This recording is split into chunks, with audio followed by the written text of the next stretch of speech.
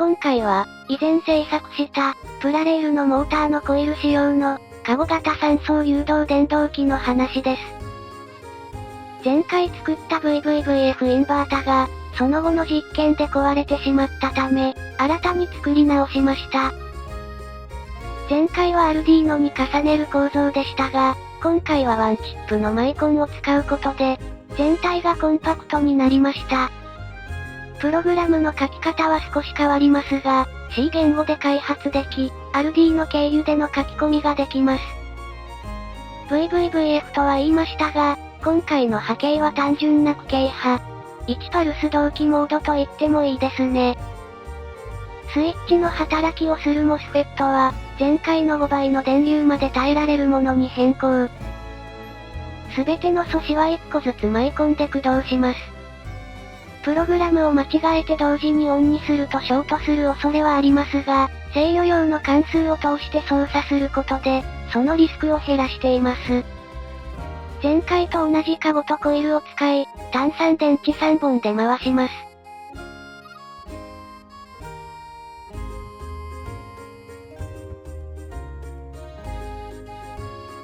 元気よく回っていますね。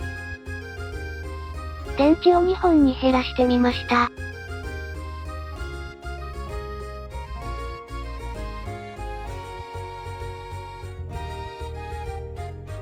安定して回転しています。前回は電池が3本ないと動かなかったので、電池2本、約 3V の電源で回ったのは史上初です。別のコイルも試してみます。高速プラレールで大活躍した後に壊れた、トルクチューンモーターのコイルです。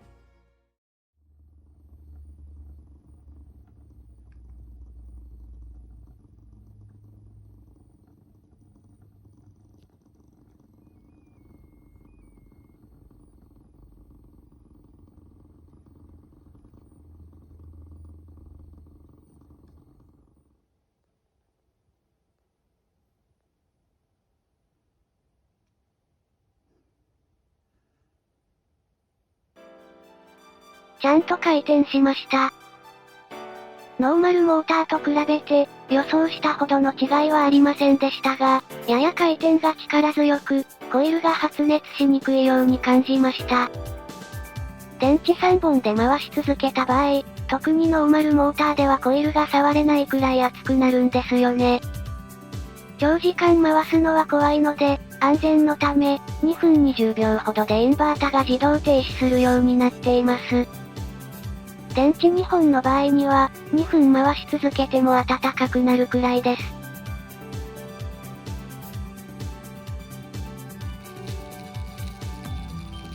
さて、動力系の工作をすると、その動力を何かに活用してみたくなるものです。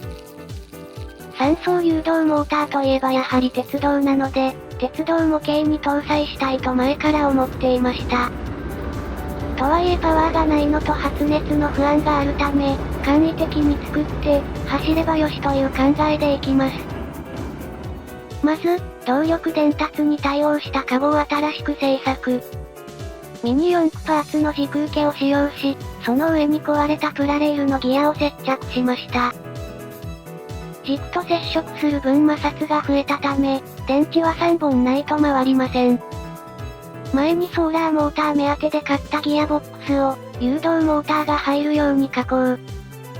ギアはほぼ説明書通りに組み立て、約76分の1に減速します。ギア付きのカゴはボックス内に直接突っ込み、基板位置を手動調整していい感じの接触具合にします。ギアボックスの出力は、さらに大きなプーリーで減速。速度が200分の1になる代わりに、回転力を徹底的に増幅する作戦です。電池は少し重めの単3電池4本。軽量なモバイルバッテリーも試しましたが、電流制限機能が働くようで、回転しませんでした。かなりハリボテな感じの構造になりましたが、なんとか走行可能な車両ができました。出力や安全面でこれ以上の組み込みは厳しいため、3層誘導モーター駆動プラレールは完成とします。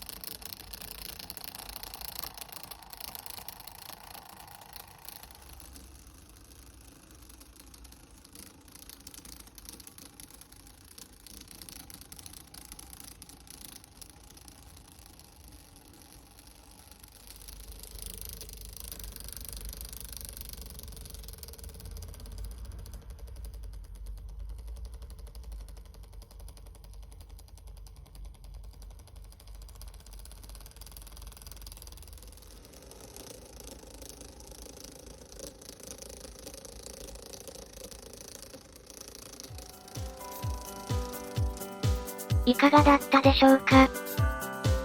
この動画で3層誘導モーターを少しでも身近に感じていただけたら嬉しいです。